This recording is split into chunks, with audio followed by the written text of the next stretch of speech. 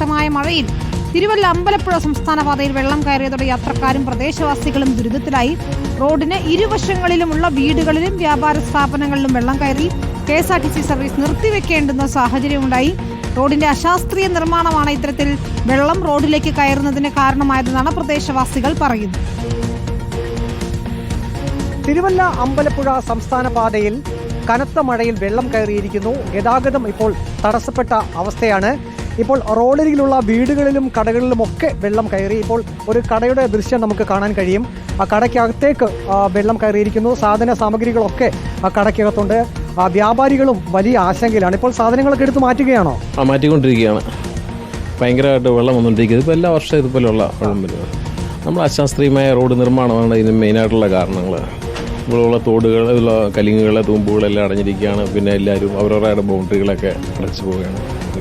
ഇപ്പോൾ സാധനങ്ങൾ പൊക്കിയിട്ട് ഇനിയും വന്നു കഴിഞ്ഞാൽ വളരെ വിഷമമാണ്.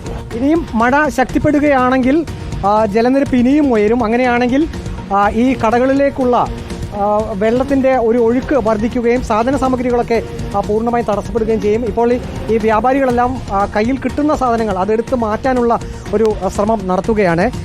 ഇപ്പോൾ ഈ പ്രദേശവാസികളും നമ്മോടൊപ്പം ഉണ്ട്. പൂർണ്ണമായും റോഡിന് ഇരുവശത്തുമുള്ള വീടുകളിലും വ്യാപാര സ്ഥാപനങ്ങളിലും ഒക്കെ വെള്ളം കയറി കഴിഞ്ഞു. എല്ലായിടത്തും വെള്ളം കയറിയിട്ടുണ്ട്. ഉള്ളിലെ പ്രദേശങ്ങളിലെ വീടുകൾ മുഴുവൻ മുങ്ങിക്കിടക്കുകയാണ്.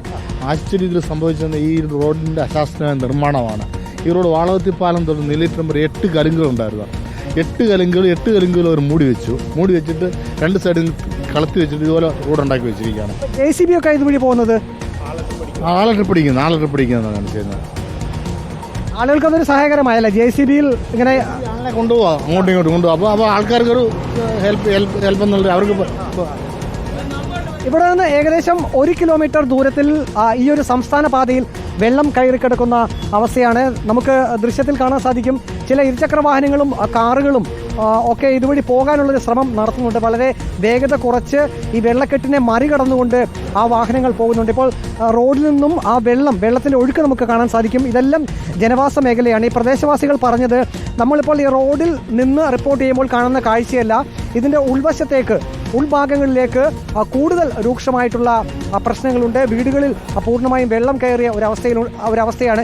ഇപ്പോൾ ഇതുവഴിയുള്ള KSRTC സർവീസ് ഇപ്പോൾ നിർത്തിവെച്ചിട്ടുണ്ട്. കാരണം ഇനിയിപ്പോൾ മഴ ശക്തിപ്പെടുകയാണെങ്കിൽ വീണ്ടും ഈ ഭാഗത്ത് വെള്ളമൂരാനുള്ള സാധ്യതയുണ്ട്. ഇരുവശങ്ങളിലും കൃഷിയും നമുക്ക് കാണാൻ സാധിക്കും. ആ ഭാഗങ്ങളിലേക്കും വെള്ളം കയറിക്കഴിഞ്ഞാൽ കൃഷിക്കാരും ഒരു വലിയ പ്രതിസന്ധിയിലേക്ക് പോകും. ഇപ്പോൾ ഇതുവഴി JCB സർവീസ് നടത്തുന്നുണ്ട്. JCBയിൽ ആളുകളെ കയറ്റി ഇരുഭാഗങ്ങളിലേക്കും ആളുകളെ കൊണ്ടുപോകുന്നുണ്ട്. അങ്ങനെ ഒരു ആശ്രയം അല്ലെങ്കിൽ JCBയുടെ ഒരു സഹായം ഇപ്പോൾ ഈ പ്രദേശവാസികൾക്കുണ്ട്. വീഡിയോ ജേർണലിസ്റ്റ് അജി കുടുംബനൊപ്പം reporter Praveen Purushothaman, in reporter, Pathanamthitta.